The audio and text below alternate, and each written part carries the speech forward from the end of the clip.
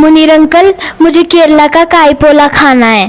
Okay. എന്നാ പിന്നെ ഇന്നത്തെ നമ്മുടെ ഐറ്റം മുനീർ അങ്കിളിൻ്റെ വക നല്ലൊരു കായ്പിള തന്നെ ആയിക്കോട്ടെ. എന്തെങ്കിലും അഭിപ്രായം? അപ്പോൾ നല്ലൊരു പഴുത്തൊരു ഏത്തപ്പഴം എടുക്കുന്നത് ഇതാ ഇതുപോലെ അങ്ങ് കട്ട് ചെയ്തെടുക്കുക. ഇനി ഒരു പാൻ എടുത്തിട്ട് ഗീ ഒഴിച്ച് ചൂടാകുമ്പോഴല്ല ഈ ഏത്തപ്പഴം കട്ട് ചെയ്ത് അങ്ങ് ഇട്ട് കൊടുക്കുന്നത്. നല്ലോണം വാട്ടാൻ വിളയിപ്പിച്ചിട്ട് ഞാൻ അപ്പുറത്തുനിന്ന് ഒരു ബൗളെടുത്ത് 3 മുട്ട അടിച്ച് പൊട്ടിച്ച് അതിലേക്ക് 3 ടേബിൾ സ്പൂൺ പഞ്ചസാരയും അങ്ങിട്ട് ഏലക്ക ഉണ്ടല്ലോ 3 ഏലക്ക ചതച്ചത് വിട്ട് 4 കാഷ്യൂ നട്ട് ഒരു 5-6 ഉണക്കമുന്തിരിയും 1 ടേബിൾ സ്പൂൺ പാൽ ഒഴിച്ചിട്ട് നല്ലോണം ബീറ്റ് ചെയ്തെടുക്കുന്നത്. ഇതുപോലെ ബീറ്റ് ചെയ്തെടുക്കാം. അപ്പോഴത്തേക്ക് അപ്പുറത്തുനിന്ന് ഓളി നമ്മളെ കായ് വാട്ടിയത് ഇങ്ങനെ ചൂടൊക്കെ തണ്ണിട്ട് കൊണ്ടുത്തുന്നത് നമ്മൾ നേരെ ആ മുട്ട ബാറ്ററിലേക്ക് അങ്ങ് ഇട്ട് നല്ലോണം നോടി ബീറ്റ് ചെയ്തെടുക്കുന്നത്. ഇനി ഒരു പാൻ എടുത്തിട്ട് നമുക്ക് അതിലേക്ക് ഗീ ഒഴിച്ച് നല്ലോണം ചൂടാകുമ്പോണ്ടല്ല ഫ്ലെയിം കുറക്കുന്നത് നമ്മൾ ആ ബാറ്റർ അങ്ങോട്ട് ഒഴിച്ചു കൊടുക്കുന്നത്. ഇനി ഒരു അടച്ച് വെച്ചിട്ടുണ്ടല്ലോ ഒരു 20 മിനിറ്റ് അങ്ങ് കുക്ക് ചെയ്യാം.